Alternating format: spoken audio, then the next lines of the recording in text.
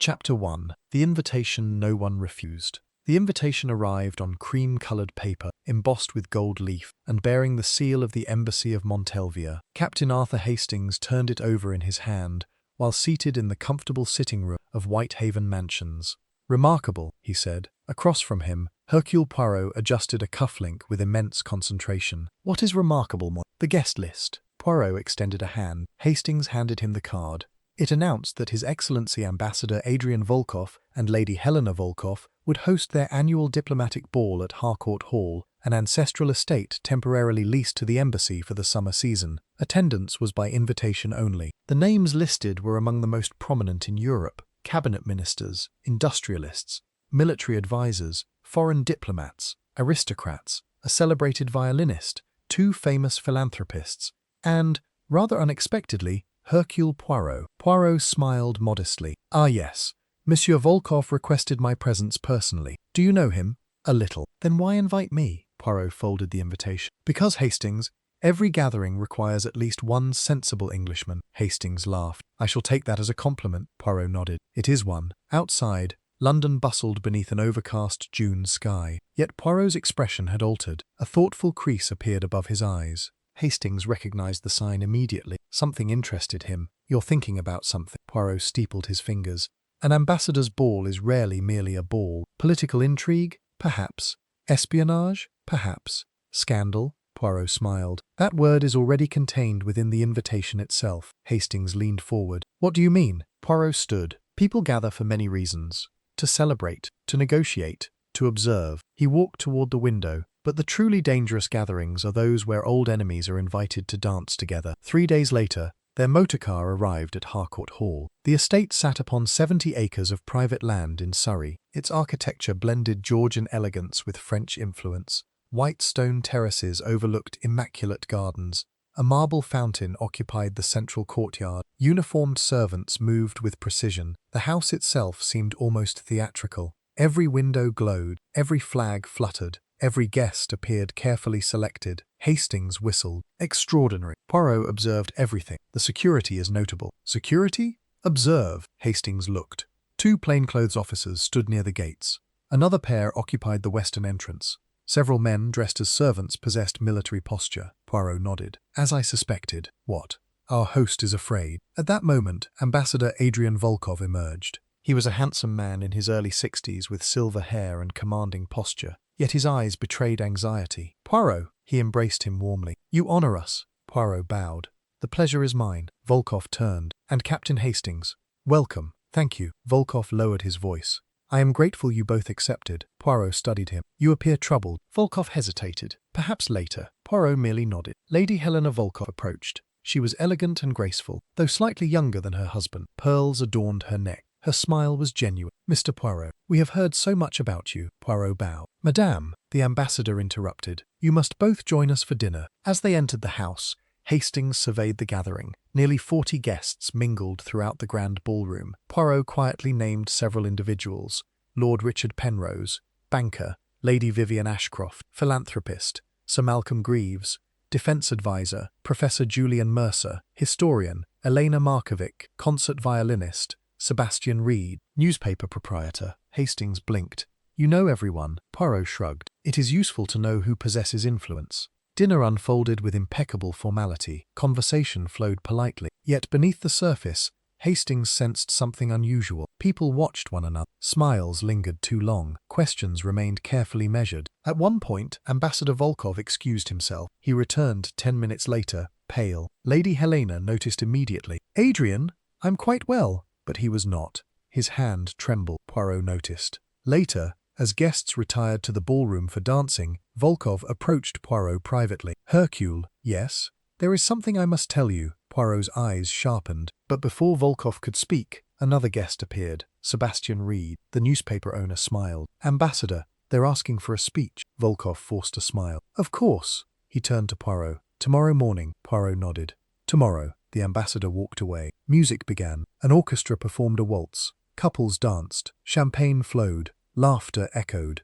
Yet Poirot remained still. "What is it?" Hastings asked. Poirot pointed discreetly. "Observe." 3 people stood apart. Sir Malcolm Greaves, Lady Vivian Ashcroft, Professor Julian Mercer. All three watched the ambassador, not casually, intently, and when Volkov glanced their way, each immediately looked elsewhere. Poirot murmured, "Interesting." Hastings frowned. "What is?" Poirot spoke softly. "Three people are afraid." "Of what?" Poirot's gaze drifted toward Ambassador Volkov. "Perhaps," he paused, "of what he knows." The clock struck 11. A sudden hush spread. An envelope had been placed upon the ambassador's lectern. No one had seen who delivered it. Volkov opened it, his face instantly drained of colour. Lady Helena rushed toward him. "What is it?" He folded the paper immediately. "Nothing." But Hastings saw his hands shaking violently. Volkov slipped the note into his pocket. Then he smiled for the assembled guests. "Please, enjoy the evening." Yet his voice had changed. Fear had entered the room. Poirot leaned toward Hastings. "Mon ami." "Yes?" "Our holiday has just ended." "What do you mean?" Poirot adjusted his tie. "Tomorrow morning," his eyes settled upon Ambassador Adrian Volkov. "Something dreadful." Chapter 2. Death Before Dawn. The following morning broke with deceptive tranquility. A pale mist drifted across the gardens of Harcourt Hall, softening the outlines of the hedges and marble statues. Dew clung to the rose bushes, and from somewhere beyond the eastern lawns came the song of a blackbird. Captain Hastings awoke shortly after 7. For a moment, he forgot where he was. Then the events of the previous evening returned. The grand embassy ball, the mysterious envelope, the ambassador's fear, and Poirot's unsettling prediction. "Something dreadful will happen." Hastings dressed quickly and descended toward the breakfast room. To his surprise, Hercule Poirot was already seated. His suit was immaculate. His moustaches, as always, were perfection itself. He sipped coffee with dignified precision. "Good morning, Hastings. You rise early." Poirot glanced at his watch. "I rise at the proper hour." Hastings smiled. "You truly believe the ambassador is in danger?" Poirot folded his napkin. "I believe a man who has received a threatening message whilst surrounded by 40 guests is already in danger." "Then why didn't you warn him?" Poirot sighed. "Because fear is a curious thing." "How so?" "When people are frightened, they rarely reveal the truth." Hastings sat down. "You think he's hiding something?" "Certainly." Before Hastings could respond, hurried footsteps echoed through the corridor. Lady Helena Volkov entered. Her face was white. Her composure was entirely shattered. "Mr. Poirot!" Poirot rose immediately. "What has happened, madame?" She struggled for breath. "My husband." Her voice broke. "He will not answer his door." Poirot set down his coffee. "Take us there at once." Ambassador Adrian Volkov's suite occupied the east wing. 2 servants stood outside. One looked close to fainting. Lady Helena spoke rapidly. "He always wakes at 6:30. When he did not appear, I became worried. We knocked repeatedly. No answer." Poirot approached the door. It was locked from inside. He examined the brass handle. No damage, no signs of force. "Did anyone hear anything during the night?" The servants shook their heads. "No, sir." Poirot listened carefully. Silence. Then he spoke. "We must open it." A footman fetched a master key. The lock clicked. The door swung inward. Hastings entered first. Then he froze. Ambassador Adrian Volkov sat motionless in an armchair beside the fireplace. Dead. He wore his evening clothes from the previous night. One hand rested upon the armrest. The other still clutched a folded sheet of paper. His eyes stared ahead. A crystal tumbler sat upon a small table nearby. Lady Helena gasped. "No." She collapsed into a chair. Poirot approached the body. No panic, no dramatics, only observation. He examined the ambassador's face, then the glass, then the room itself. Everything appeared orderly, almost too orderly. Hastings spoke quietly. "Poison?" Poirot nodded. "Perhaps." He pointed. "Observe." A faint bluish tint surrounded Volkov's lips. The signs were unmistakable. Someone had administered poison. Yet there was an immediate problem. The room had been locked from within. Every window remained secured. No signs of intrusion existed. Poirot said softly, "Very interesting." The police arrived an hour later. Chief Inspector Gerald Whitmore took charge. A practical man in his 50s, he possessed a capable manner, but little patience for subtleties. "Good morning, Poirot." "Inspector." Whitmore surveyed the room. "Poison, most likely." Poirot nodded. "It appears so." Whitmore sighed. "A locked room murder." "Yes." "Wonderful." Poirot smiled faintly. "Do not despair." Whitmore glanced at him. "Have you noticed something?" Poirot replied. "Several things." "Care to share?" "No." Whitmore chuckled. "Of course not." The household was ordered to remain at Harcourt Hall. No one was permitted to leave. There were 38 people present. Poirot requested a complete list. Guests, servants, drivers, musicians, security personnel, everyone. Meanwhile, Hastings accompanied him through the ambassador's study. "What are we looking for?" Poirot held up the folded paper found in Volkov's hand. The final message. Inspector Whitmore unfolded it. It contained only one sentence. "You should have buried the truth 20 years ago." No signature. No explanation. Hastings frowned. "What is the truth?" Poirot remained silent. He examined the ambassador's desk. Then he opened a drawer. Inside sat several folders, diplomatic correspondence, financial statements, personal letters, nothing remarkable, until Poirot discovered a small leather notebook. He opened it. Inside was a list of names: Sir Malcolm Greaves, Lady Vivian Ashcroft, Professor Julian Mercer, Sebastian Reed, Elena Markov. Each name had a date beside it. Poirot closed the notebook immediately. Hastings spoke. "What is it?" Poirot replied quietly. "Our first clue. At 11 o'clock, all guests assembled in the drawing room. Fear had transformed the atmosphere entirely. Yesterday's elegance had vanished. Now suspicion ruled. Inspector Whitmore addressed them. Until further notice, no one may leave Harcourt Hall." Murmurs erupted. Sebastian Reed spoke first. "This is outrageous." Whitmore remained calm. "A man has been murdered." Lady Vivian Ashcroft folded her arms. "Surely you don't suspect us all," Poirot answered. "On the contrary, madame." Every eye turned toward him. "I suspect everyone." Silence followed. Then Professor Mercer adjusted his spectacles. "What exactly are you suggesting?" Poirot clasped his hands. "I suggest only this. Ambassador Volkov was frightened. He expected danger, and the danger was already inside this house." No one spoke. Poirot continued. "Somewhere among us sits a person who feared the ambassador, perhaps feared exposure, perhaps feared disgrace, perhaps feared prison." Sir Malcolm Greaves stood abruptly. "This is absurd." Poirot regarded him calmly. "Is it?" Greaves reddened. "You're making wild accusations." Poirot smiled. "No, monsieur, I am making observations." Then he turned. His eyes settled upon Lady Helena. "Madame, did your husband ever speak of events 20 years ago?" She hesitated, then shook her head. "No, nothing at all. No." Poirot studied her carefully. She was lying. Not a dramatic lie, a protective one. He filed it away. Another clue. That afternoon, Poirot and Hastings walked the gardens. The mist had disappeared. Sunlight now illuminated the estate. Yet tension lingered everywhere. Guests whispered. Servants avoided eye contact. Doors remained closed. Poirot stopped near the marble fountain. "Tell me, Hastings, what do you see?" He looked around. "A house full of frightened people." "Good." Poirot nodded. "And what else?" Hastings thought. "A killer." Poirot smiled. "Excellent." He pointed toward the mansion. "The murderer is intelligent, organized, patient, and has prepared for this crime for many years." Hastings stared. "Many years." Poirot nodded. "This murder did not begin last night. It began 20 years ago." Just then, a scream echoed from inside the house. Both men turned. A maid came running. "Mr. Poirot, what is it?" "The ambassador's study." Poirot hurried inside. Someone had broken in. The leather notebook was gone, and on the desk lay a single message written in black ink. "You are already too late, Monsieur Poirot." Poirot stared at the words. Then, to Hastings' astonishment, he smiled. A genuine smile. "Ah, what is it?" Hastings asked. Poirot adjusted his cuffs. "Our murderer has become impatient." He looked toward the grand staircase. "That is always the first mistake." Chapter 3. The Man Who Knew Too Much. The message remained upon the ambassador's desk for several minutes before Inspector Whitmore ordered that no one touch it. The words were written with deliberate care. "You are already too late, Monsieur Poirot." Captain Hastings expected indignation. He expected annoyance. He even expected Poirot to be offended. Instead, Hercule Poirot appeared almost pleased. Inspector Whitmore folded his arms. "Someone is mocking you." Poirot shook his head. "No. No? Someone is afraid." Whitmore frowned. "That message hardly sounds fearful." Poirot smiled. "On the contrary." He pointed at the ink. "Observe the handwriting." Whitmore leaned closer. "What about it? It is too careful, too controlled, too deliberate." Poirot clasped his hands behind his back. The truly confident criminal does not announce himself. He remains silent. He watches. He waits.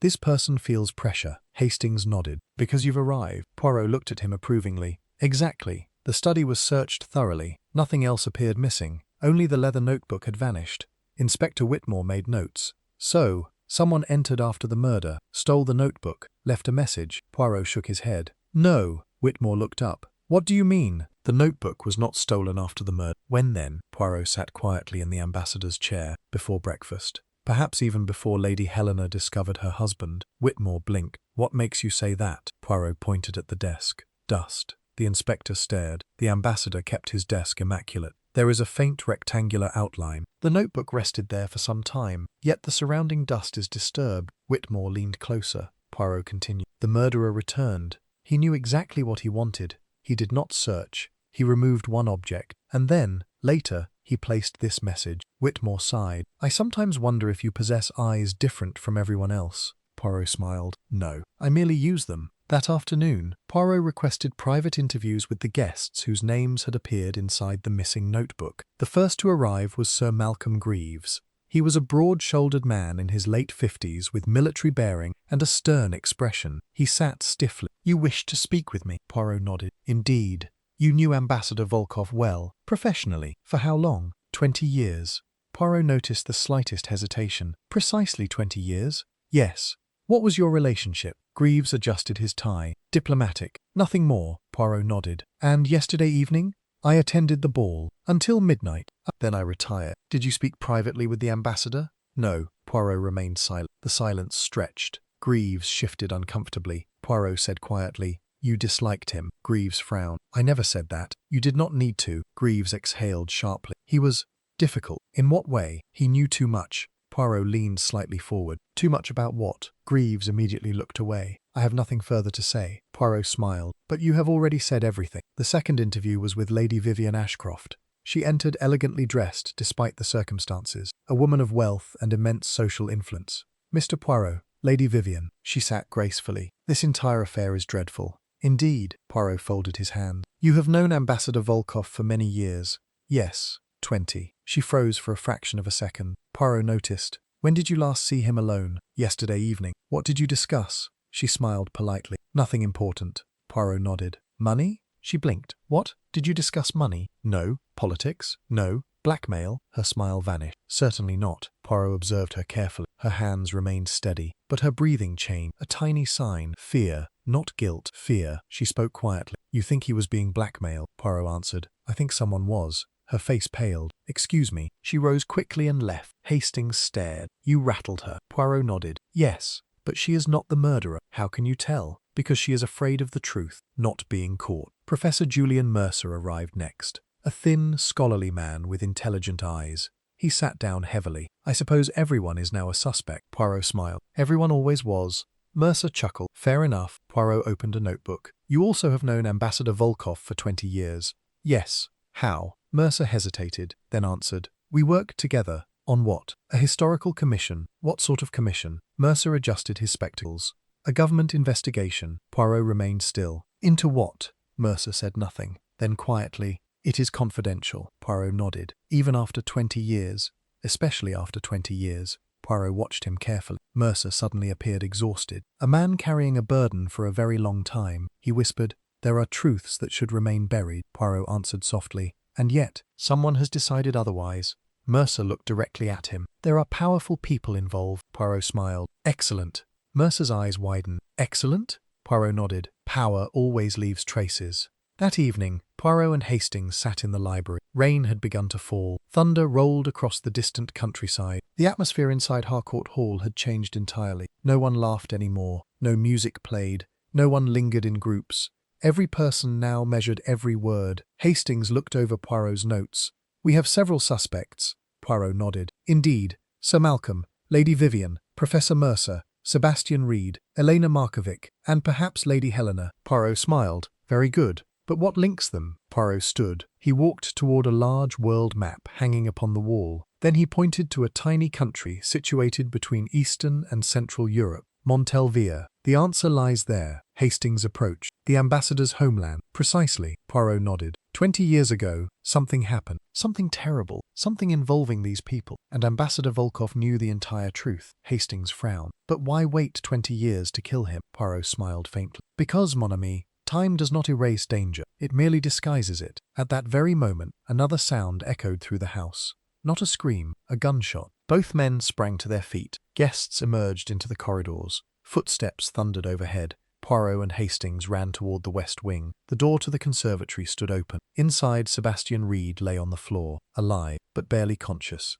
Beside him sat a shattered flower. A bullet had struck the wall inches above his head. Inspector Whitmore arrived seconds later. "Good Lord," Sebastian Reed gasped. He tried to kill me." Poirot knelt beside him. "Who?" Reed's face trembled. He whispered, "The same person who killed Volkov." Poirot leaned closer. "Did you see them?" Reed's eyes widened with terror. "Only a shadow." Then he added 3 words that silenced the entire room. "He knows everything." Poirot slowly stood. His expression had changed. The game had become far more dangerous. because now it was clear. The ambassador had not been the only target. Someone was eliminating people connected to a secret that had survived for 20 years, and somewhere inside Harcourt Hall, the killer had only just begun. Chapter 4. The Portrait in the East Corridor. The storm deepened throughout the night. Rain lashed against the windows of Harcourt Hall, and the old estate seemed to withdraw into itself, becoming a world entirely separated from England beyond its gates. The attempted shooting of Sebastian Reed had transformed fear into outright panic.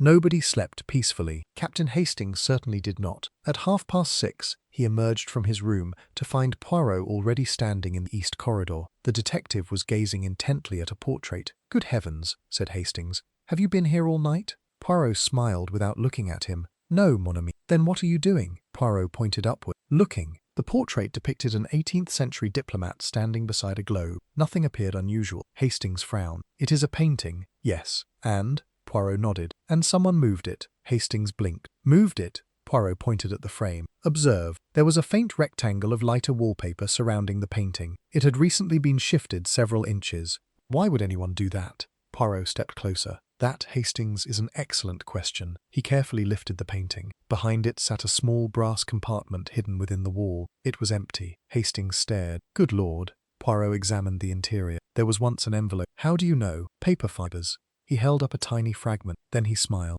"Interesting." "What's interesting?" "The murderer continues to make mistakes." At breakfast, the atmosphere was grim. Nobody spoke unless necessary. Lady Helena appeared exhausted. Professor Mercer looked ill. Lady Vivian avoided eye contact with everyone. Sir Malcolm Greaves sat rigidly. Sebastian Reed had joined them, despite the previous night's attack. His face was pale. One hand trembled continuously. Poirot took his seat. Then, quite unexpectedly, he spoke. "Ladies and gentlemen," every face turned. "I have discovered something." Nobody moved. Poirot buttered his toast calmly. 20 years ago, 6 individuals were involved in a confidential government inquiry. Professor Mercer immediately stiffened. Lady Vivian lowered her eyes. Sir Malcolm remained perfectly still. Poirot continued. "Those 6 individuals were Ambassador Adrian Volkoff, Sir Malcolm Greaves, Lady Vivian Ashcroft, Professor Julian Mercer, Sebastian Reed, and one other person." A silence descended. Poirot looked around the table. Who was the 6th person? No one answered. Then Sebastian Reed spoke. "I don't know." Poirot smiled. "You are lying." Reed pilled. "I am not." "You are." Poirot took a sip of coffee. "And you are afraid." Reed abruptly stood. "This is intolerable." He left the room. Nobody stopped him. Poirot simply watched him go. Hastings leaned over. "Why provoke him?" Poirot answered quiet. "Because fear reveals truth." Later that morning, Poirot requested access to the embassy archives temporarily stored inside Harcourt Hall. Ambassador Volkoff had converted an entire study into a secure record. Inspector Whitmore joined them. "Anything useful?" Poirot nodded. "Perhaps." Hundreds of files lined the shelves. Diplomatic treaties, trade negotiations, historical reports. Then Poirot found something unusual, a folder marked Operation Nightingale. Its contents were gone. Only a title page remained. Date, June 3rd, 2006. 20 years earlier. Hastings frowned. "What is Operation Nightingale?" Poirot answered softly. "It is our mystery." Inspector Whitmore crossed his arms. "The file has been emptied." "Yes." "By whom?" Poirot smiled. "Someone very determined." On the inside cover, however, a handwritten note remained. 6 witnesses, 1 decision. "Never speak of this again." Hastings felt a chill. What on earth happened? Poirot closed the folder. "We are approaching the truth." That afternoon, Poirot walked through the gardens with Lady Helena. The rain had stopped. The air smelled of wet earth and roses.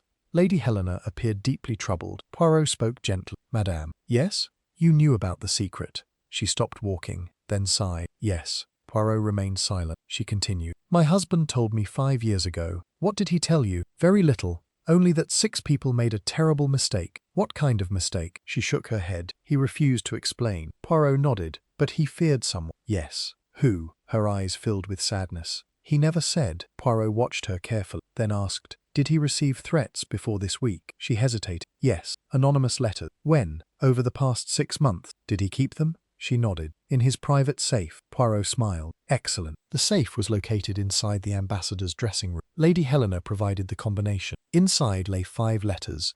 Each contained the same sentence. The debt must finally be paid. No signatures, no fingerprints, no other words. Poirot arranged them chronologically, 1 every month. The final one had arrived 3 days before the ball. Hastings said, "So someone was building toward this." "Precisely." Poirot nodded. This was not an impulsive murder. It was a campaign. Inspector Whitmore sighed. 20 years of resentment. Poirot shook his head. No, not resentment. Purpose. Whitmore frowned. What's the difference? Poirot answered. Resentment is emotional. The purpose is patient. He held up one of the letters. This person has waited, prepared, planned. That is far more dangerous. At 4 o'clock, another discovery was made. A servant named Eleanor Briggs approached Poirot. She appeared nervous. Mr. Poirot?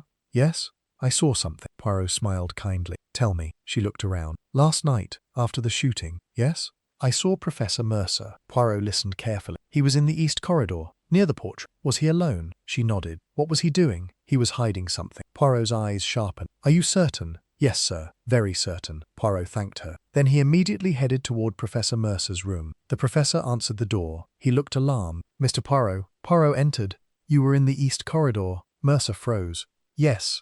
You hid something. Mercer said nothing. Poirot remained patient. Finally, Mercer sighed. Very well. He opened a drawer. Inside lay a small key. Bronze. Old-fashioned. Hastings stared. What does it open? Mercer whispered. I don't know. Poirot smiled. You do know. Mercer looked away. I was told never to use it. By whom? Adrian Volkoff. Poirot leaned closer. When? Mercer's voice shook. 20 years ago. At that precise moment, a scream echoed through Harcourt Hall once more. Everyone ran toward the library. A window stood open. A cold wind rushed inside. On the carpet lay another message. 2 truths remain. 1 liar among you. Poirot stared at the note, then at the assembled faces. Someone in the room had turned pale. Not from fear, from recognition. Poirot smiled to himself. The murderer had just revealed something extraordinary, because whoever wrote that message knew exactly how many people still possessed the truth, and that meant the circle had become much smaller. Chapter 5. The Clock That Lost 7 Minutes. The message remained upon the library carpet, while Inspector Whitmore ordered everyone to stay exactly where they were. The wind from the open window stirred the edges of the paper. 2 truths remain. 1 liar among you. Captain Hastings looked around the room. Every face reflected a different emotion. Confusion, fear, anger, or something more dangerous.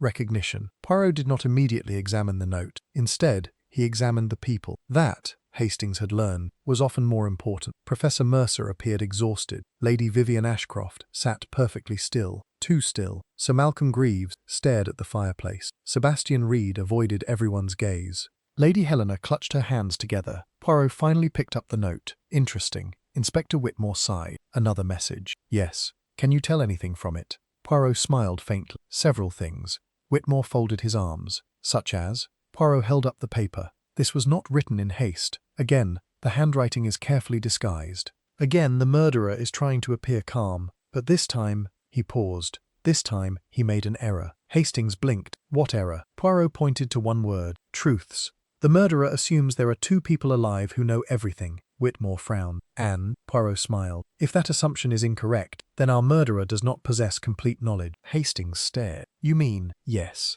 The murderer is not the mastermind. Silence settled over the room. Whitmore looked puzzled. Then who is? Poirot answered quietly. Perhaps that is precisely what we are about to discover. Later that morning, Poirot requested a detailed reconstruction of the ambassador's final hours. He gathered everyone in the drawing room. A large sheet of paper lay upon the table. At the top he wrote, Timeline, evening of the ball. He spoke calmly. Precision is essential. Memory is imperfect. Facts are not. He pointed to the clock. 7 o'clock. Guests arrived. Everyone agreed.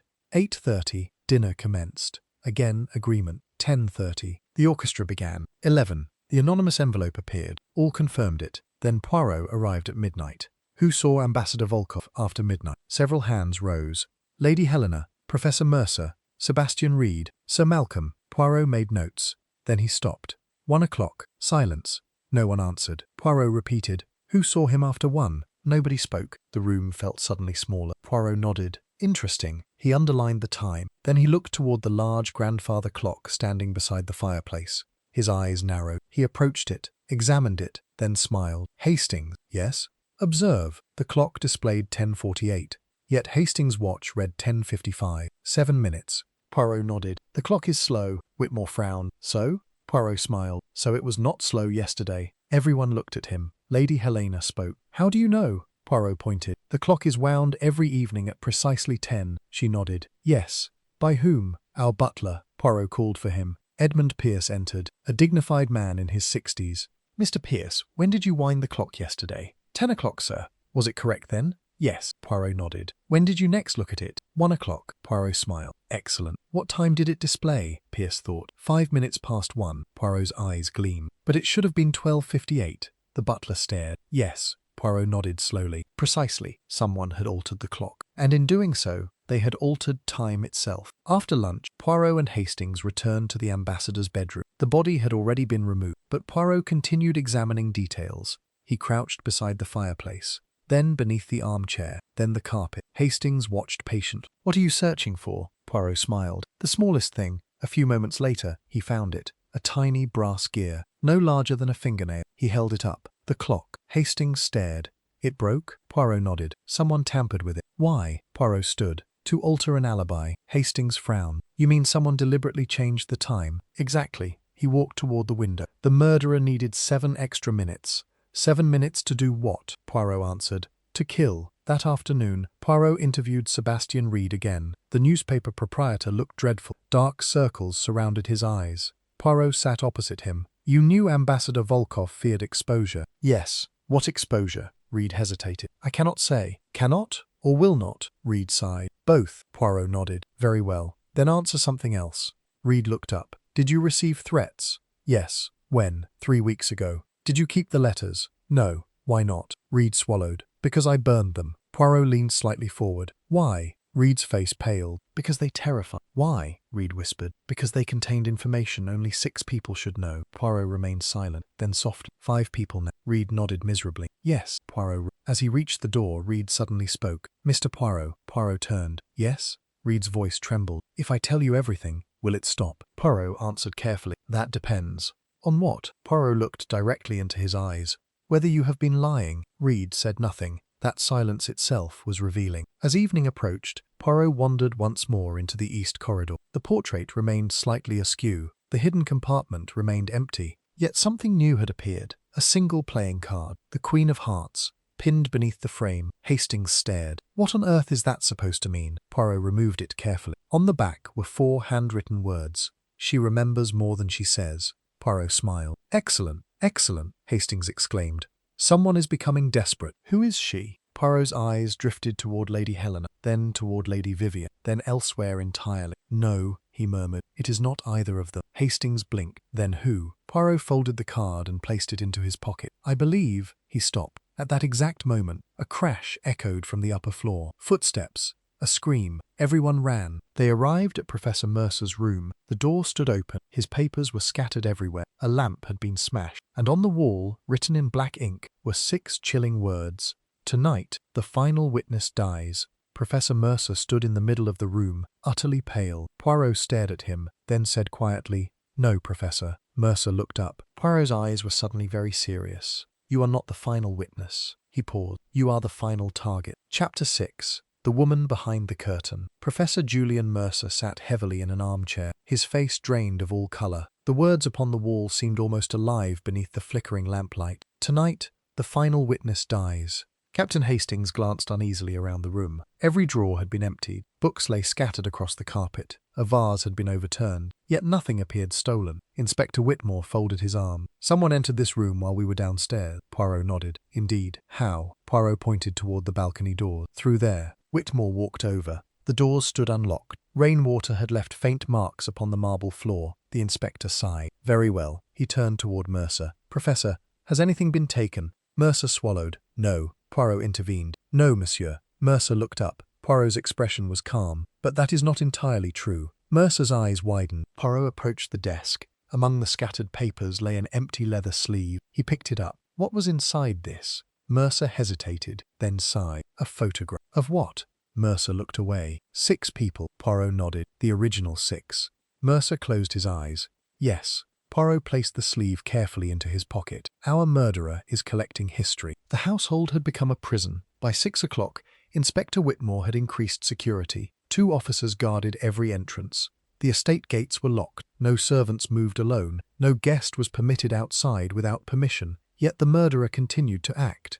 That fact troubled everyone except Poirot. He sat comfortably in the library reading a newspaper. Hastings stared. How can you be so calm? Poirot folded the paper. Because the murderer is becoming impatient. That's a good thing. Very, he smiled. The patient criminal is dangerous. The impatient one begins to reveal himself. Hastings sat opposite him. What exactly happened 20 years ago? Poirot remained silent, then spoke. Let us consider. He raised one finger. 6 influential individuals participated in a confidential inquiry. A second finger. They swore secrecy. A third finger. Someone now seeks revenge. Hastings frowned. But for what? Poirot answered softly. That is the wrong question. What is the right one? Poirot leaned forward. What did they protect? At 7:30, Lady Helena requested a private meeting. Poirot and Hastings joined her in a small music room overlooking the gardens. She appeared exhausted. There were shadows beneath her eyes. I can no longer remain silent. Poirot nodded. I thought perhaps that moment had arrived. She clasped her hands. My husband was not innocent. Hastings blinked. What do you mean? She sighed. 20 years ago, Adrian helped suppress a scandal. Poirot remained still. What sort of scandal? She shook her head. I do not know. He never explained, but he regretted it terribly. How do you know? She stood. I walked toward the piano, opened a drawer. Inside lay an envelope. She handed it to Poirot. Inside was a handwritten letter. The handwriting belonged to Ambassador Volkov. It read, We chose stability over justice. One day, someone will demand payment for that decision. Hastings frowned. Good heavens. Poirot folded the letter carefully. When was this written? 3 years ago. Did anyone else know about it? Lady Helena hesitated. Yes. Who? Elena Markovic. Poirot's eyes sharpened immediately. The violinist. Yes. Why? Lady Helena swallowed. Because she is Adrian's goddaughter. They found Elena Markovic in the conservatory. She sat alone beside her violin case. At 32 years old, she possessed a quiet elegance. But today her face reflected immense strain. Poirot sat opposite her. Mademoiselle, she nodded. Mr. Poirot, you knew about the secret, she sighed. Yes. How long? 10 years. Hastings frowned. How? She answered quietly. Because Ambassador Volkov trusted me. Poirot nodded. And what did he tell you? She hesitated, then said, 6 people destroyed an innocent life. Silence followed. Poirot spoke softly. Whose life? She shook her head. I don't know. But someone died because of them. Poirot's eyes narrowed. Are you certain? Yes. He told me that much. Nothing else. She looked down. He said there was a woman involved. Poirot became very still. A woman? Yes. The wrong woman suffered. Poirot sat back. His eyes suddenly gleamed. Hastings recognized that expression. Poirot had found something important. Later that evening, he returned to the east corridor. The portrait remained. The hidden compartment remained empty. Then he noticed something else. A curtain beside the corridor window had been disturbed. He examined the carpet. There were faint impressions. Footprints. Small ones. He smiled. Ah. Hastings approached. What is it? Poirot pointed. A woman stood here. When? Last night. How do you know? Poirot pointed toward the curtain. A trace of expensive perfume lingered upon the fabric. He closed his eyes. Jasmine. Then he smiled. Very expensive. Hastings blinked. You can tell all that? Poirot nodded. Perfume is memory. He stood. The woman behind this curtain watched someone. Who? Poirot answered. The ambassador. Hastings frowned. But which woman? Poirot smiled. That is becoming simpler. At 9 o'clock, Poirot gathered his notes. The list had become smaller. He drew a circle. Inside, he wrote 6 names. Then he crossed out Ambassador Volkov. 5 remained. Then he crossed out Elena Markovic. Hastings stared. You've eliminated her? Yes. How? Poirot smiled. Because she possesses sorrow, not fear. He crossed out Lady Helena. She too? Yes. She protects. She does not kill. 3 names remain. Sir Malcolm Greaves, Lady Vivian Ashcroft, Sebastian Reed. Poirot stared at them. Then he paused. No. He smiled. That is wrong. Hastings frowned. What is wrong? Poirot crossed out Sebastian Reed. Also impossible. Impossible? Yes. Why? Poirot answered. Because Sebastian Reed believes he is in danger. Because he truly is. Now only 2 names remain. Sir Malcolm Greaves, Lady Vivian Ashcroft. Hastings whispered. So one of them is the murderer? Poirot slowly shook his head. No. He added a 7th name beneath the others. A name that had never officially appeared. Hastings stared. Who is that? Poirot smiled mysteriously. Someone our murderer has forgotten. Before Hastings could ask another question, a bell rang violently through Harcourt Hall, an emergency bell. Everyone rushed toward the ballroom. A servant stood trembling. Mr. Poirot, what is it? The servant pointed. A large portrait hanging above the ballroom fireplace had fallen to the floor. Its glass shattered. Hidden inside the frame was an old photograph. 6 people stood together, the original 6 witnesses. But one face had been deliberately cut away, removed with surgical precision. Poirot stared, then softly whispered, Mon Dieu. Hastings looked at him. What is it? Poirot touched the damaged photograph. The missing face. He paused. then smiled very slowly. At last, Hastings blinked. "You know who it is?" Poirot nodded. "Yes. But more importantly," his eyes lifted toward the staircase where one figure stood frozen in terror. "So does the murderer." Chapter 7. The name buried for 20 years. The ballroom had fallen silent. Every eye remained fixed upon the shattered photograph lying upon the polished floor. The image was old, perhaps 20 years old, its edges yellowed with age. 5 faces remained intact. One face had been removed with extraordinary care. Not torn, not damaged, surgically excised. Captain Hastings glanced around the room. No one spoke, no one dared. Poirot bent down and carefully picked up the photograph. He examined each face. Ambassador Adrian Volkov, Sir Malcolm Greaves, Lady Vivian Ashcroft, Professor Julian Mercer, Sebastian Reed, then the empty space. He smiled very faintly. Inspector Whitmore frowned. "You know something?" Poirot nodded. "Yes."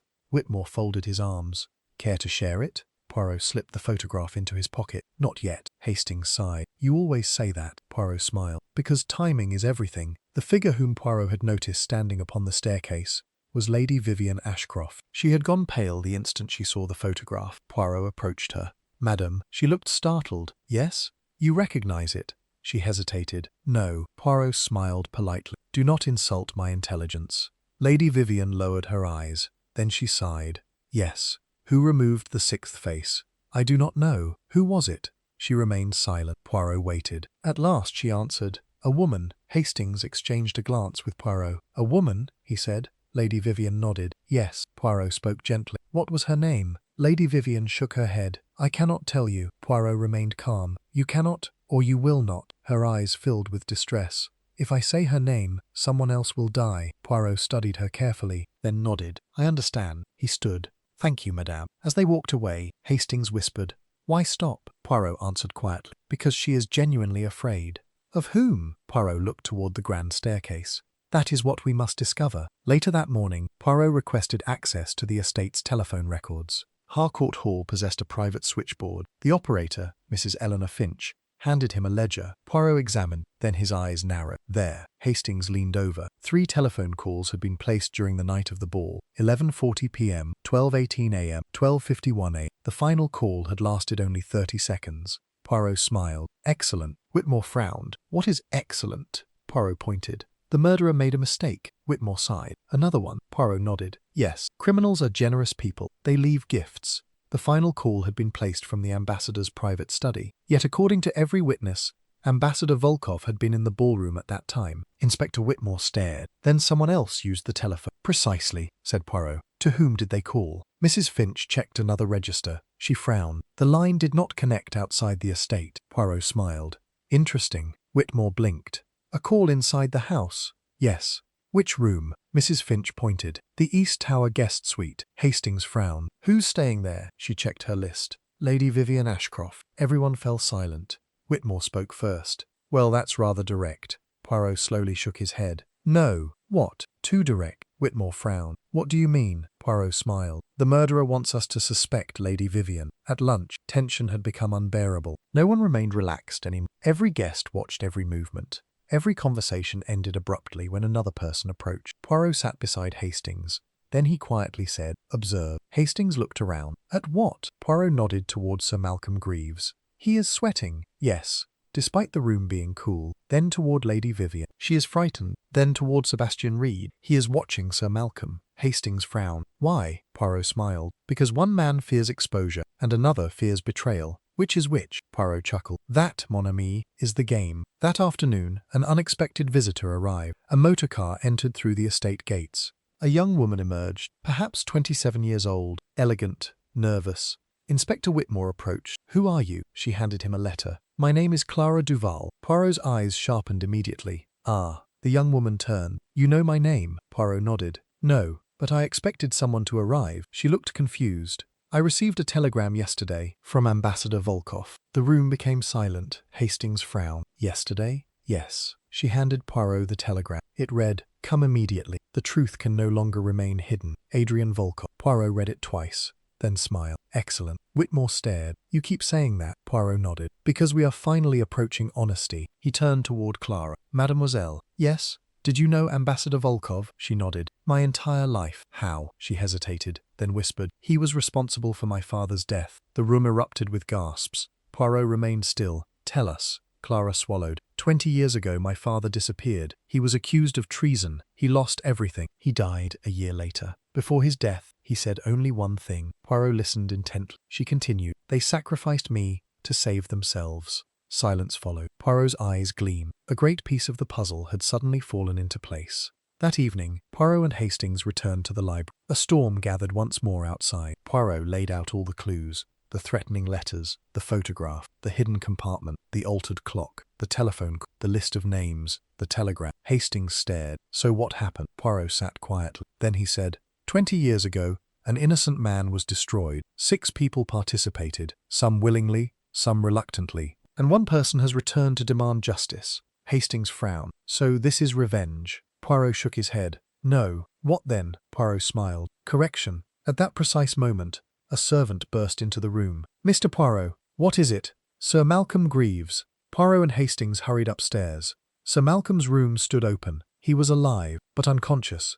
Beside him lay a shattered whiskey glass, and on the desk sat another note. One liar has fallen, one remains. Poirot read it slowly. Then he looked at Sir Malcolm, then toward the corridor. His expression changed entirely. Hastings recognized it immediately. Poirot had just understood something profound. He whispered, Mon Dieu. What is it? Hastings asked. Poirot looked up. This is not revenge. He paused. His voice became very quiet. It is a confession. Chapter 8. The debt no one escaped. Sir Malcolm Greaves lay unconscious upon the carpet, his breathing shallow but steady. A doctor, summoned from the nearby village under police escort, arrived within half an hour. After a brief examination, he stood. He will recover. Inspector Whitmore exhaled. Poison? The doctor shook his head. No. Sedative. A powerful one. Poirot, standing quietly by the fireplace, said, Interesting. The doctor glanced at him. In what way? Poirot pointed toward the whiskey glass. The murderer could have killed him. Instead, he chose not to. The doctor nodded. Quite true. Poirot smiled. Our murderer is very precise. Hastings frowned. But why spare him? Poirot answered softly. Because Sir Malcolm still has a role to play. The note lay upon the desk. One liar has fallen, one remains. Poirot studied it carefully. Then he folded it and slipped it into his pocket. Inspector Whitmore sighed. Every note says less and less. Poirot smiled. Quite the opposite. They say more and more. Whitmore frowned. How? Poirot clasped his hands. The murderer is talking to one specific person, not to us, not to the police, to someone inside this house. Hastings stared. You mean every message has a hidden audience? Poirot nodded. Precisely. He looked around the room, and that audience is terrified. At breakfast the following morning, no one touched their food. The atmosphere had become unbearable. Lady Helena sat silent. Professor Mercer looked exhausted. Sebastian Reed repeatedly checked his watch. Lady Vivian seemed distant. Clara Duval remained observant but calm. Poirot broke the silence. Mademoiselle Clara. Yes? Tell us about your father. She nodded. My father was Henri Duval. Professor Mercer suddenly stiffened. Poirot noticed immediate. Clara continued. He worked as a government auditor. He uncovered corruption. Then everything collapsed. What kind of corruption? Poirot asked. She shook her head. He never said, but he kept repeating one sentence. Poirot leaned forward. What sentence? She answered. They chose their careers over my life. Nobody spoke. Then Sebastian Reed whispered, Oh God. Every eye turned toward him. He instantly regretted speaking. Poirot smiled faintly. Interesting. After breakfast, Poirot requested a private interview with Sebastian Reed. The newspaper proprietor looked defeated. His shoulders slumped. His eyes were bloodshot. Poirot sat opposite him. You knew Henri Duval? Yes. Very well. Yes. Did he commit treason? Sebastian shook his head immediately. No. Poirot remained silent. Sebastian exhaled. No. Then why was he accused? Reed closed his eyes. Because we allowed it. Poirot's gaze sharpened. We? Sebastian nodded. The 6 of us. Silence settled between them. Finally Reed spoke. It was supposed to save the government from scandal. What scandal? Reed whispered. Missing money. Hastings blinked. Money? Reed nodded miserably. Millions. Government funds disappeared. Poirot remained perfectly still. And Henri Duval discovered it. Yes. Did he steal it? No. Who did? Sebastian shook his head. I don't know. Poirot smiled. You do. Reed's face paled. Then he whispered, I have never been certain. Poirot nodded. That is not the same thing. Later that afternoon, Poirot gathered his papers inside the library. He drew another timeline. This time, it extended 20 years into the past. Government inquiry. Missing funds. 6 witnesses. Henri Duval framed. Career saved. Life destroyed. Threatening letters. The ball. The murder. The attacks. The messages. Hastings stared. So someone wants justice. Poirot shook his head. No. What then? Poirot pointed at the timeline. Observe. The murderer is targeting witnesses, not beneficiaries. Hastings frowned. What do you mean? Poirot answered softly. If this were simple revenge, the truly guilty person would have died first. A chill ran through Hastings. Then someone else is behind this. Poirot smiled. Exactly. At 4 o'clock, Poirot asked Clara Duval another question. Mademoiselle. Yes? Did your father leave anything behind? She nodded. A diary. Poirot became very still. Where is it? She hesitated. I brought it. She opened her bag. Inside was a small black journal. Poirot opened it carefully. Most pages contained financial notes. Then he reached the final entry. He read aloud. I know who stole the money. If I disappear, look at the woman in the blue dress. Everyone in the room fell silent. Hastings blinked. The woman in the blue dress. Poirot closed the diary. Yes. But 20 years ago, who was she? At that precise moment, Lady Vivian Ashcroft, who had entered unnoticed, turned completely pale. Poirot saw it instantly. So did Hastings. Lady Vivian whispered, No. Poirot approached her gently. Madame, she trembled. You wore a blue dress that. Her eyes filled with tears. Yes. Inspector Whitmore stepped forward. Then you know who stole the money. Lady Vivian closed her eyes. Then she said something entirely unexpected. No. Everyone stared. She shook her head. I know who covered it up. Poirot smiled, and at that moment, Hastings understood. The pieces were finally aligning. That evening, Poirot sat alone in the drawing. The fire crackled softly. Outside, darkness enveloped Harcourt Hall. Hastings entered. You know who did it, don't you? Poirot smiled. Almost. Almost. Poirot nodded. One question remains unanswered. What question? Poirot stood. Who benefits from the truth remaining hidden even now? Hastings frowned. After 20 years, especially after 20 years, Poirot walked toward the window. Then he spoke quietly. Our murderer has made one enormous mistake. What mistake? Poirot smiled. He assumes I am investigating the past. Hastings looked puzzled. Aren't you? Poirot slowly shook his head. No. He turned. His eyes were suddenly bright. I am investigating the present. At that exact moment, another scream echoed through Harcourt Hall. Everyone rushed toward the west wing. Professor Mercer stood outside Lady Vivian's room. The door was open. The room was empty. Lady Vivian Ashcroft had vanished. Upon her bed lay a final message. The debt is almost paid. Poirot read it once. Then he smiled, a smile that sent a chill through Hastings, because it was the smile of a man who had finally seen the entire design. He whispered, Excellent. Hastings stared. Why excellent? Poirot folded the note. Because our murderer has just become desperate. He paused. And desperate people always hurry. Chapter 9. The Secret Behind the Blue Dress. Lady Vivian Ashcroft's disappearance transformed Harcourt Hall once again. By now, everyone moved with the nervous energy of people who no longer trusted reality itself. Doors were checked repeatedly, windows were inspected, servants whispered, guests slept with lamps burning beside their beds.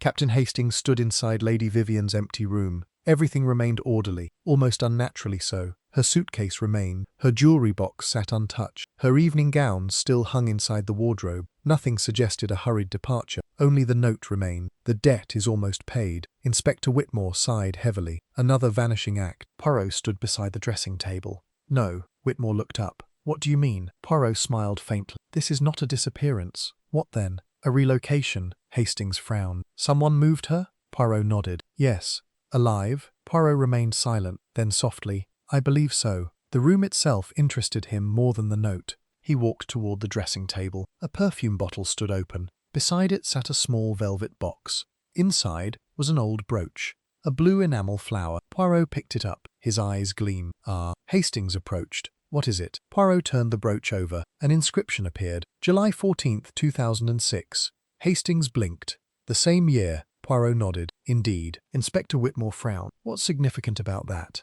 Poirot answered quiet. This brooch was given as a reward. Reward for what? Poirot smiled. That is precisely our question. At breakfast, only 6 people remained at the table. Lady Helena, Professor Mercer, Sebastian Reed, Clara Duval, Sir Malcolm Greaves, pale but recovered, and Poirot. The empty chair where Lady Vivian usually sat dominated the room. Poirot spoke suddenly. Tell me, Sir Malcolm. Greaves looked up. Yes?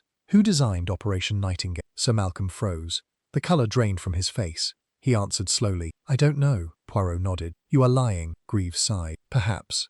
Then tell the truth. The former military advisor stared at the table. Finally he said, It was not one person. It was a committee. Who led it? Greaves remained silent. Poirot waited. At last he answered, A woman. Hastings felt a chill. Another woman. Another missing piece. Poirot nodded. And her name? Greaves whispered. Margaret Sinclair. Poirot became very still. Interesting. Later, Poirot searched the embassy records again. This time he found a newspaper clipping tucked inside a forgotten folder. It bore the headline, "Senior Treasury Official Resigns Amid Investigation." The photograph beneath the headline showed a woman, Margaret Sinclair. Poirot smiled. At last, Hastings leaned over. Who is she? Poirot folded the clipping. The seventh person, the forgotten one. Hastings frowned. But there were 6. Poirot shook his head. No, there were always 7. He pointed at the photograph. Everyone forgot the person who held authority. The article explained little. Margaret Sinclair had abruptly resigned 20 years ago. She had disappeared from public life shortly after. No one had heard from her since.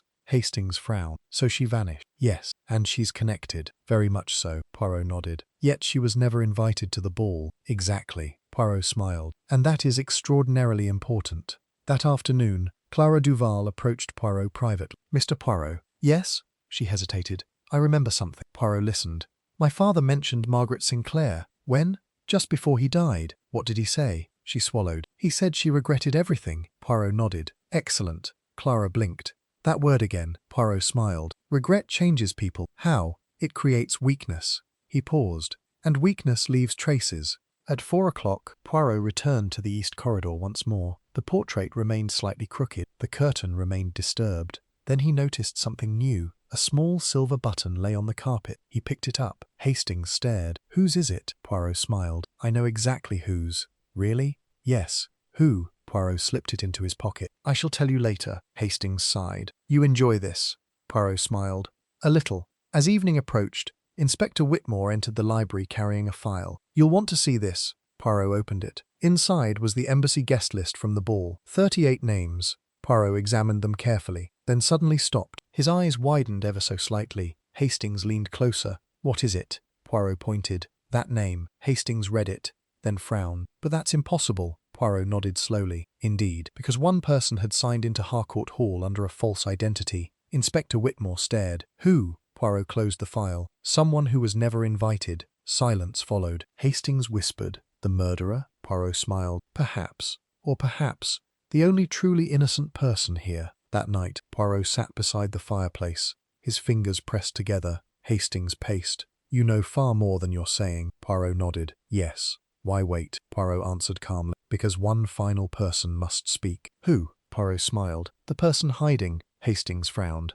Lady Vivian? Poirot shook his head. No, the other one. Hastings stopped. The other one? Poirot nodded. The person who has been inside Harcourt Hall from the beginning, without anyone noticing. At that exact moment, footsteps echoed from the upper floor. Everyone rushed upstairs. A hidden door behind an old wardrobe had been opened. Inside sat Lady Vivian Ashcroft, alive, terrified, shaking uncontrollably. Poirot approached her gently. Madame. She looked up, her eyes filled with tears. Then she whispered 7 words that changed everything. The wrong person was murdered first. Poirot closed his eyes. Then, very slowly, he smiled. Because at last, the final pattern had revealed itself. Chapter 10. The Gathering Before the Truth. Lady Vivian Ashcroft sat wrapped in a blanket in the library, her hands trembling around a cup of tea. She looked as though she had aged 10 years in a single afternoon. Captain Hastings sat nearby, while Inspector Whitmore stood by the fireplace, arms folded. Poirot remained standing, watching, always watching. Lady Vivian finally spoke. I did not disappear. Poirot nodded. I know. Someone locked me inside that room. The hidden room. Yes. Who? She closed her eyes. I never saw their faces. Why not? They approached me from behind. Did they speak? Only once. Poirot leaned slightly forward. What did they say? She swallowed. They said, the debt must be paid properly. The room fell silent. Poirot nodded. Thank you. Lady Vivian looked at him. Do you know who it is? Poirot smiled faintly. Almost. Later that afternoon, Poirot and Hastings returned to Ambassador Volkov's study. The room had become the center of the entire mystery. Poirot opened his notebook. Inside he had drawn several columns. Victims, witnesses, lies, truths. Hastings looked over his shoulder. Where do we stand? Poirot smiled. We stand very near the end. Who killed Volkov? Poirot remained silent. Who attacked Sebastian Reed? No answer. Who imprisoned Lady Vivian? Poirot simply closed the note. Hastings sighed. You enjoy torture? Poirot chuckled. Only a little. Then he became serious. These are not separate crimes. They are one conversation. Hastings frowned. A conversation? Poirot nodded. Every act, every note, every threat. They all speak. To whom? Poirot answered softly. To a guilty conscience. At 3 o'clock, Poirot gathered everyone in the ballroom. The surviving group assembled beneath the chandeliers. Lady Helena Volcott, Professor Julian Mercer, Sir Malcolm Greaves, Sebastian Reed, Lady Vivian Ashcroft, Clara Duval, Inspector Whitmore, Captain Hastings. Poirot stood beside the orchestra platform. His expression was calm. Ladies and gentlemen, the room fell silent. We are approaching the conclusion. Everyone stared. Poirot continued. 20 years ago, Operation Nightingale was created. It was intended to conceal financial corruption. Henri Duval discovered the truth. Clara lowered her eyes. Poirot went on. Rather than expose the scandal, several powerful individuals chose silence. Henri Duval was sacrificed. No one objected strongly enough. No one moved. Then Poirot pointed upward. But this is not the entire story. He walked slowly across the room. There is one more secret, a greater one. Sebastian Reed swallowed visibly. Poirot saw it. Sir Malcolm looked away. Professor Mercer closed his eyes. Poirot smiled. Excellent. At dinner, almost nobody spoke. Thunder rumbled outside once more. The storm had returned. Poirot sat quietly, then suddenly asked, Professor Mercer? Mercer looked up. Yes? What did Margaret Sinclair discover? Mercer's face went pale. How do you know her name? Poirot smiled. Because she has never left this case. Mercer whispered. She discovered who stole the money. Poirot nodded. Yes. Who was it? Mercer said nothing. Poirot remained silent. Then Mercer whispered, She never told anyone. Poirot smiled. Ah, that answer pleased him enormously. Later that evening, Poirot and Hastings walked through the gardens. The rain had ceased. Moonlight illuminated Harcourt Hall. Hastings sighed. I'm lost. Poirot nodded sympathetically. Naturally. Then explain. Poirot smiled. Very well. He stopped beside the fountain. The murderer has committed one fatal error. What error? Poirot answered. The murderer believes this is a story about revenge. It is not. Hastings frowned. Then what is it? Poirot answered quietly. It is a story about fear. Fear of exposure. Fear of disgrace. Fear of history. Fear of truth. Then he added, and fear makes people predictable. As they returned inside, a servant rushed toward them. Mr. Poirot, what is it? We found something. The servant handed him an envelope discovered beneath the ballroom stage. Poirot opened it. Inside was a single sheet of paper. A list. 6 names. The original 6 witnesses. But one name had been crossed out repeatedly. Not Adrian Volkoff. Not Henri Duval. Another name entirely. Hastings stared. Who crossed it out? Poirot smiled. The murderer. Why? Poirot folded the paper carefully. Because that person was never supposed to die. A chill spread through Hastings. Then Lady Helena entered. Mr. Poirot. Yes? I remembered something. Poirot turned. My husband said something strange before the ball. What was it? She whispered. If she comes back, everything ends. Poirot's eyes suddenly gleamed. She. There it was again. The missing woman. The invisible presence hovering over every event. Poirot nodded slowly. At last, the entire machine had become visible. At precisely 10 o'clock, Poirot summoned Inspector Whitmore privately. I shall require your assistance tomorrow. Whitmore frowned. For what? Poirot smiled. The final gathering. You know who did it? Poirot nodded. Yes. Completely? Yes. Whitmore blinked. Then arrest them. Poirot shook his head. No. Why not? Poirot answered. Because there are 2 crimes. Not one. Whitmore stared. 2? Poirot nodded. And tomorrow we shall separate. At that exact moment, a loud crash echoed from the east corridor. Everyone ran. The great portrait had fallen once more. This time, another hidden compartment had opened. Inside lay a sealed letter. Poirot opened it. He read the first line. Then he smiled. A very quiet smile. The smile of a man who now possessed absolute certainty. Hastings asked, What does it say? Poirot folded the letter, then answered, It says something extraordinary. What? Poirot looked toward the ballroom. Tomorrow morning, the murderer will confess. Chapter 11. Poirot arranges the final trap. The following morning dawned beneath a heavy grey sky. For the first time since arriving at Harcourt Hall, Captain Hastings sensed something different in Hercule Poirot. The uncertainty had vanished. His movements were deliberate. His expression was serene. The case, somehow, had already concluded within his mind. Only the formal unveiling remained. Hastings found him in the library shortly after 7. Poirot sat with several documents spread before him. The sealed letter from the hidden compartment rested beside a silver coffee service. Good morning, said Hastings. Poirot smiled. Ah, Hastings, you look pleased. I am. Because you know everything? Poirot nodded. Practically everything. Hastings sat down. Then tell me. Poirot chuckled softly. No, Hastings sighed. Of course. Poirot poured another cup of coffee. The solution must arrive at precisely the right moment. Why? Because truth is not only information, it is a theatre. Hastings laughed. You've become dramatic. Poirot smiled. No, I have become practical. At 8 o'clock, Poirot requested Inspector Whitmore's assistance. The inspector arrived carrying a notebook. You asked for me. Poirot nodded. I shall need 3 things. Which are? Poirot held up 3 fingers. First, no one leaves Harcourt Hall. Already done. Second, all guests will assemble in the ballroom at 11. Very well. And third, Poirot smiled. I require a mirror. Whitmore blinked. A mirror? Yes. A large one. Whitmore stared. Why? Poirot simply smiled. You shall see. By mid-morning, the ballroom had been transformed. Chairs had been arranged in a semicircle. A large mirror stood beside the orchestra platform. Hastings looked puzzled. What is this for? Poirot adjusted his tie. Observation. Of whom? Poirot smiled. Everyone. The remaining guests entered. Lady Helena Volkoff, Sir Malcolm Greaves, Professor Julian Mercer, Sebastian Reed, Lady Vivian Ashcroft, Clara Duval, Inspector Whitmore, several senior servants. The atmosphere was tense. Poirot stepped forward. Ladies and gentlemen, silence fell immediately. We are gathered to conclude a matter that began 20 years ago. He paused. Many of you believe this story concerns revenge. It does not. It concerns fear. He walked slowly before them. 20 years ago, Henri Duval uncovered a financial theft. Clara lowered her eyes. Poirot continued. Several respected individuals concealed the truth. They sacrificed an innocent man. No one objected. That silence itself was an admission. Poirot nodded. Excellent. He turned toward Sebastian Reed. Monsieur Reed. Reed swallowed. Yes? You helped conceal evidence. Reed lowered his head. Yes. Poirot turned toward Sir Malcolm. You too. Greaves nodded miserably. Yes. Poirot turned toward Professor Mercer. And you. Mercer whispered. Yes. Poirot nodded, then turned toward Lady Vivian. You remained silent, she answered softly. Yes. Poirot clasped his hands. All of you bear responsibility. Nobody disagreed.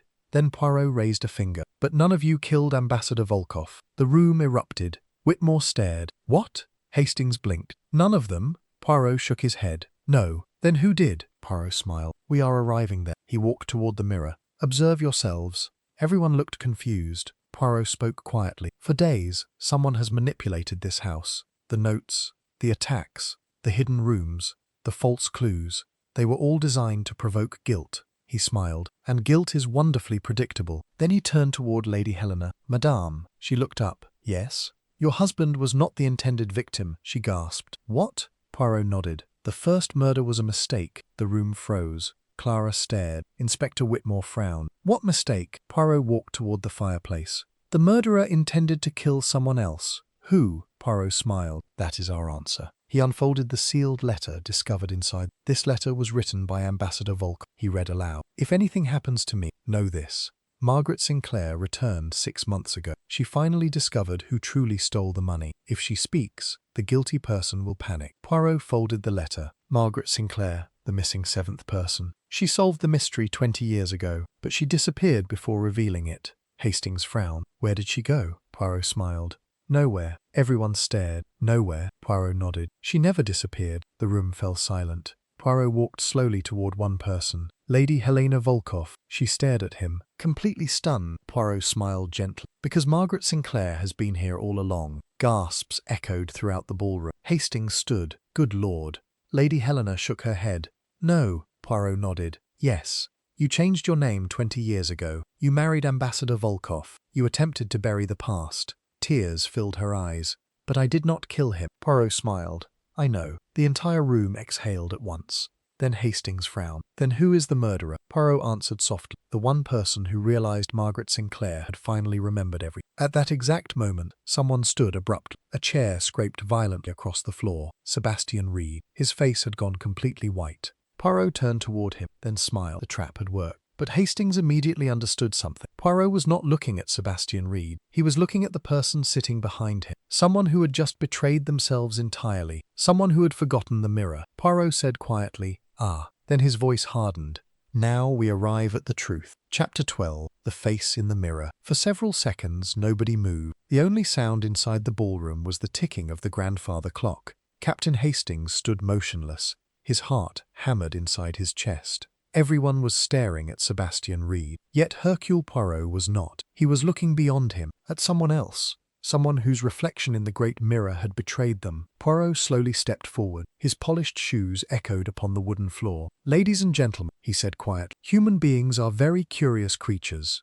No one answered. Poirot clasped his hands behind his back. When we are surprised, we look toward danger, he smiled. When we are guilty, we look toward ourselves. He turned. His eyes settled upon Professor Julian Mercer. The historian had gone completely pale. Hastings inhaled sharply. Mercer sat frozen. Poirot nodded gently. Yes. Professor Mercer whispered. No, Poirot continued. When I revealed that Margaret Sinclair was alive, everyone was surprised. He pointed toward the mirror, but one person immediately looked at his own reflection. Mercer stared at the floor. Poirot nodded, because he was not surprised that Margaret Sinclair existed. He was terrified, she remembered. Silence filled the room. Inspector Whitmore stepped forward. Professor Mercer. Mercer's hands began to tremble. Poirot raised a hand. Patient. Because we must separate two truths. Poirot walked slowly across the ballroom. 20 years ago, 6 respected individuals concealed corruption. He looked at each of them. You all failed Henri Duval. Clara lowered her head. Poirot continued. But none of you stole the money. He stopped beside Mercer.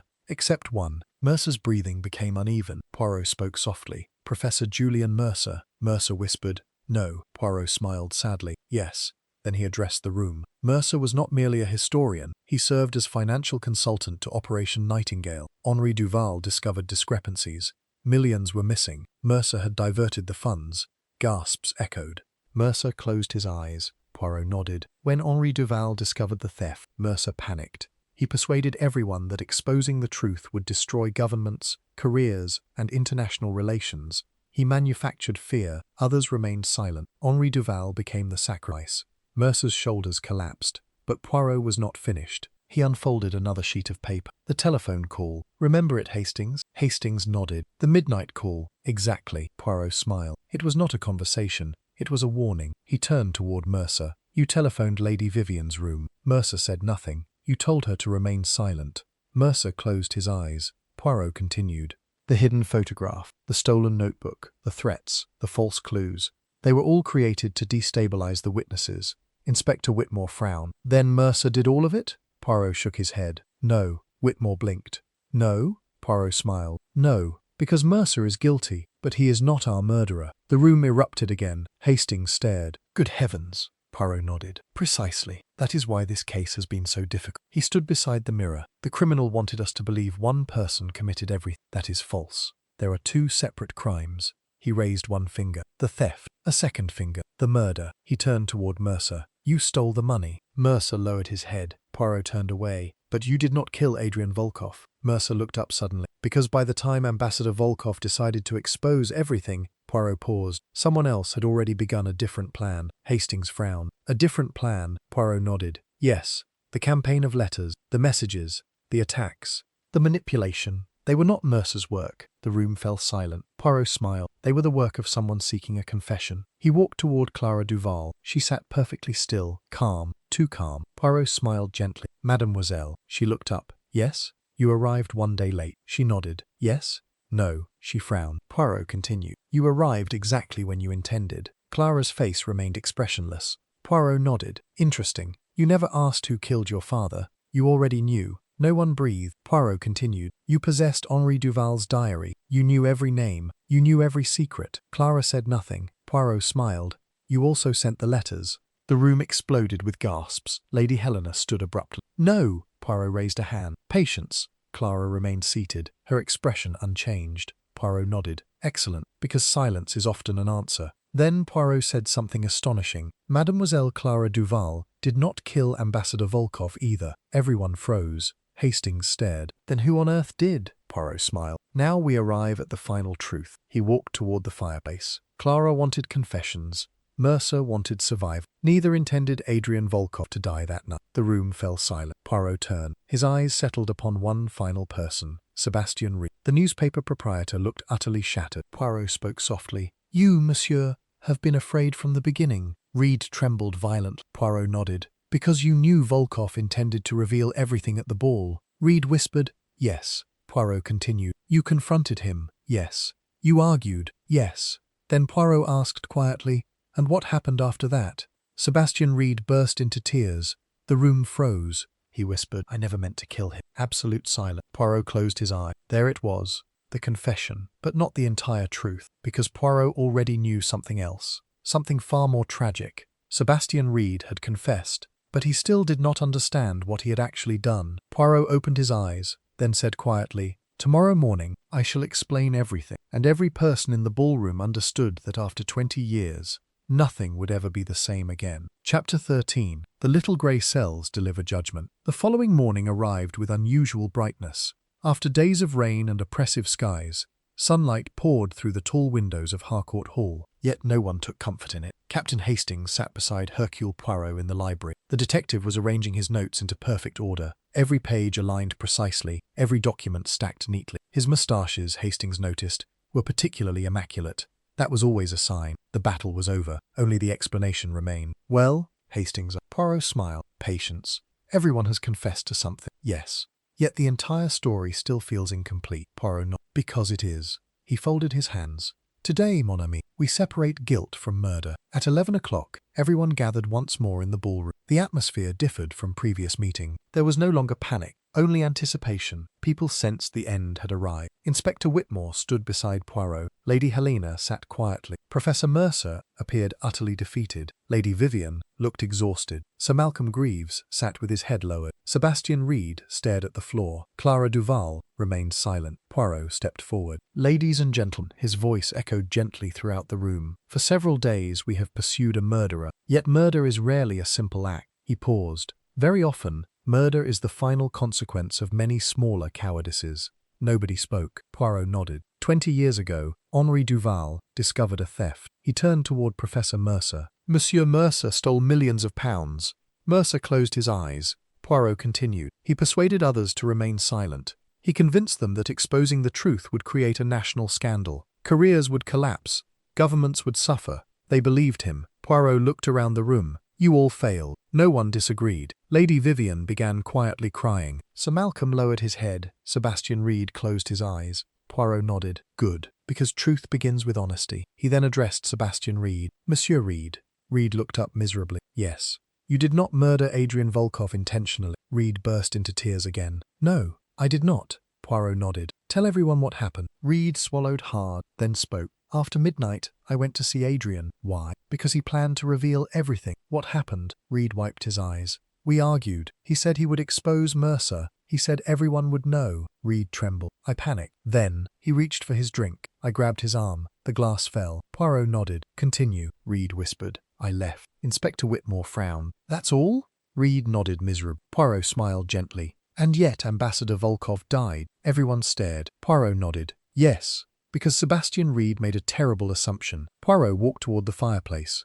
The poison was not administered during the argument. He held up a small vial. Inspector Whitmore blinked. Where did you find that? Poirot smiled. Inside the ambassador's writing desk. He held it up. The poison had already been placed inside the whiskey decanter. Gasps echoed. Hastings stared. Before Reed arrived? Precisely. Poirot nodded. Adrian Volkov was already doomed. The room erupted in whispers. Poirot raised a hand. Silence. He continued. Sebastian Reed thought he had caused the death. He did not. He merely abandoned a dying man. Reed broke down entirely. Poirot regarded him kindly. You are guilty of cowardice, but not murder. He then turned toward Clara Duval. Mademoiselle, she looked up. You orchestrated the letters. Yes. The clues. Yes. The messages. Yes. The psychological pressure. Yes. Poirot nodded. You wished to force confessions. Yes. She lowered her head. My father deserved justice, Poirot answered softly. Indeed he did, yet you crossed a dangerous line. She nodded sadly. I know, Poirot smiled. But you are not a murderer, she whispered. No. Now the room grew silent once more. Poirot turned. His gaze settled upon Lady Helena Volkov, or rather, Margaret Sinclair. She looked at him calmly. No fear remained, only sorrow. Poirot nodded respectfully. You remembered, she answered quietly. Too late, Poirot smiled. Perhaps. Then he addressed everyone. Margaret Sinclair discovered the truth 6 months ago, she informed Adrian. They decided to reveal everything at the ambassador's ball. He paused. Someone learned of this. Everyone stared. Poirot walked toward Professor Mercer. Mercer's hands trembled violently. Poirot said softly, Monsieur. Mercer whispered. No, Poirot nodded. Yes, because you did one thing none of us expected. Mercer closed his eyes. Poirot spoke quietly. You poisoned the whiskey before the ball. Mercer burst into tears. The room froze. It was only insurance, he whispered. I thought if Adrian spoke, I could stop him. Absolute silence followed. Poirot nodded sadly. Yes, that is often how evil begins. Mercer collapsed into his chair. I never wanted anyone to die, Poirot answered. Perhaps, but you prepared for it. Mercer nodded miserably. Yes. Inspector Whitmore stepped forward immediately. Professor Mercer offered no resistance. His shoulders simply fell. 20 years of lies had finally ended. Poirot then addressed the room one final time. Do not misunderstand this case. This was not a story about monsters. This was a story about ordinary people. Ordinary people who feared consequences.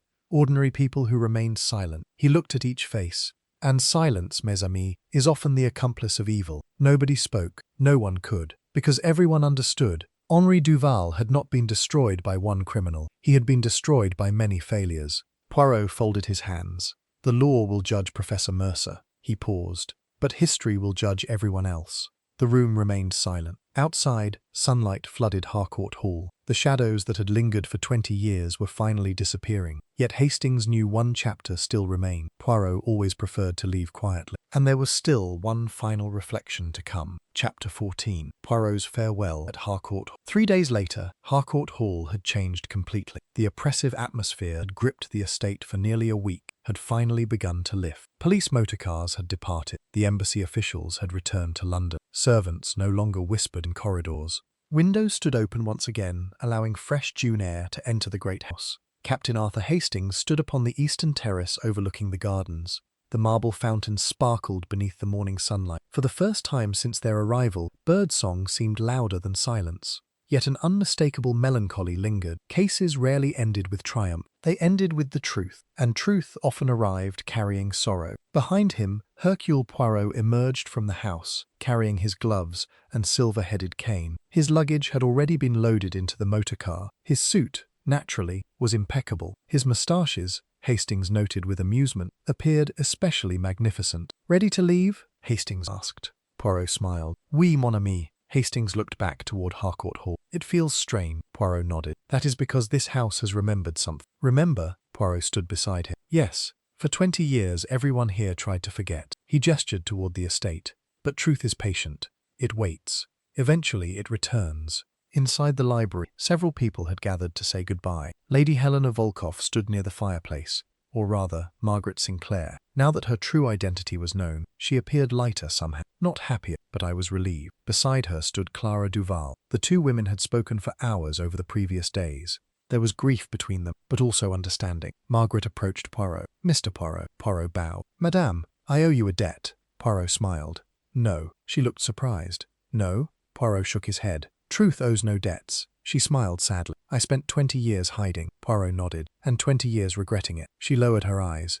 "Yes," Poirot answered softly. "Regret can become a prison." She looked up. "Then what frees us?" Poirot smiled. "Action." She nodded slowly. "I understand." Clara Duval approached next. "You knew almost immediately, didn't you?" Poirot smiled. "No," she laughed quietly. "You are being modest." Poirot shook his head. "No, mademoiselle. I merely listened." She sighed. "I nearly became as dangerous as the people I despised." Poirot nodded. "Yes." Her eyes filled with emotion. "I wanted confessions, and I wanted them to suffer." Poirot answered gently. "That is understandable." She frowned. "It is." Poirot nodded. "Pain often disguises itself as justice, but they are not the same thing." Clara stood quietly, then smiled. "Thank you." Poirot bowed. "You are most welcome." Inspector Whitmore entered carrying several official documents. "Professor Mercer has signed a full confession." Hastings nodded. "And the money?" Whitmore smiled. "We've located most of it." Poirot nodded. "Excellent." Whitmore chuckled. "You and that word." Poirot smiled. "It is appropriate." Whitmore folded his papers. "I'll admit, Poirot, this one fooled me." Poirot laughed softly. "It was designed to." "What gave it away?" Poirot thought for a moment, then answered. "The mirror." Whitmore smiled. "The mirror." Poirot nodded. "Human beings are very honest when they forget they are being observed." Hastings chuckled. "That sounds like one of your philosophies." Poirot smiled. "Perhaps it is." Sir Malcolm Greaves and Sebastian Reed also entered. Both men looked profoundly altered, older, humble. Sebastian spoke first. "I shall testify publicly." Poirot nodded. "Good." Sir Malcolm sighed. "We should have spoken 20 years ago." Poirot answered gently. "Yes. But many people mistake delay for safety." He paused. "And time does not erase wrongdoing. It merely allows it to grow." The men nodded silently. They understood. There was nothing left to defend. As the hour of departure approached, Hastings and Poirot walked one final time through the east corridor. The portrait had been restored. The hidden compartments had been sealed permanently. Sunlight streamed through the windows. Hastings smiled. "It all seems so obvious now." Poirot laughed. "That is the nature of solutions." They stopped beside the portrait. Hastings folded his arms. "There is one thing I still don't understand." Poirot smiled. Only one, Hastings laughed. Perhaps several. But tell me this. Why did Ambassador Volkov hold the ball at all? Poirot nodded. An excellent question. He gazed at the portrait. Because he understood something. What? Poirot answered softly. Secrets are safest in darkness. Yet they are weakest when everyone is gathered together. Hastings thought about that, then smiled. So he assembled all the guilty people in one room. Poirot nodded. Precisely. He intended to expose the truth publicly. Unfortunately, Professor Mercer reached his own conclusion first. They stood silently for a moment. Then Poirot spoke again. Still, he succeeded. Hastings frowned. How? Poirot smiled. Because the truth emerged. At last, the motor car waited outside. Poirot adjusted his gloves. Hastings climbed inside. As they drove away from Harcourt Hall, Hastings glanced back. The great estate receded into the distance. Its windows glittered beneath the morning sun. Its secrets were finally gone. After several minutes of silence, Hastings said, "Tell me, Poirot." "Yes? After all these years, do people ever truly change?" Poirot smiled. Then I looked out the window. Some do, some do not. He paused. But every person is given the same choice. What choice? Poirot folded his hands neatly upon his cane. The choice between fear and truth. And though fear may win for a time, he smiled softly, truth is infinitely more patient. The countryside rolled past. Birds crossed the sky, and somewhere behind them, Harcourt Hall settled into peace at last. Another mystery had ended, another lesson had been learned, and Hercule Poirot, satisfied that his little grey cells had once again restored order to a disordered world, quietly departed without seeking applause. For the great detective had never pursued glory, he pursued only one thing, the truth.